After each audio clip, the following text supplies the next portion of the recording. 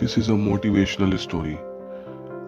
एक बार एक राजा ने सैनिकों को सड़क के बीच में एक बड़ी चट्टान रखने के लिए कहा।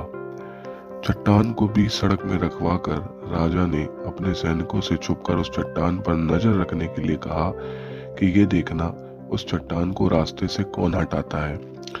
लोग उस जगह पर आते रहे, जाते रहे, लेकिन किसी ने भी उस चट्टान को रास्ते से हटाने की कोशिश नहीं की।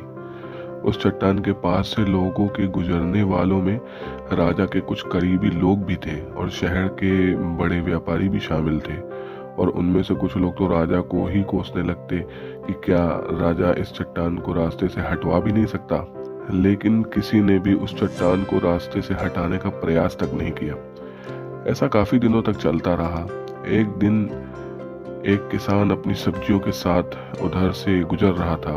उसने चट्टान को रास्ते में पड़ा देखा और सोचा कि सबको इस चट्टान की वजह से कितनी तकलीफ हो रही है। उसने अपनी मजबूत लाठी से उस चट्टान को एक तरफ धकेलने का प्रयास किया।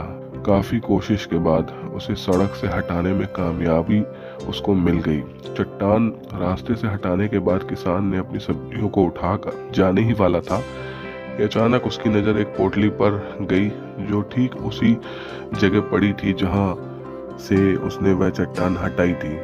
उसने उस पोटली को खोलकर देखा तो उसमें कई सोने के सिक्के थे और उन सोने के सिक्कों के साथ राजा का एक संदेश भी था। इसमें लिखा था कि सोने के सिक्के उनके लिए हैं जो इस चट्टान को रास्ते से हटाएगा।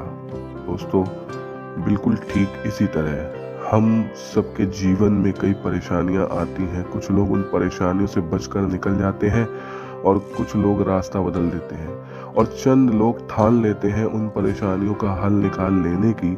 और ऐसे ही लोग मुश्किलों में संभावनाएं और संभावनाओं में छिपे अवसर को खोज लेते हैं। मजबूत इरादे और नेक दिल के साथ किए गए कोशिश के परिणाम हमेशा ही अच्छे होते हैं। इसलिए जीवन के परेशानियों से घबराओ मत, बल्कि उन परेशानियों को हल करने की कोशिश करते हुए जीवन के सफर में आगे बढ़ते रहो।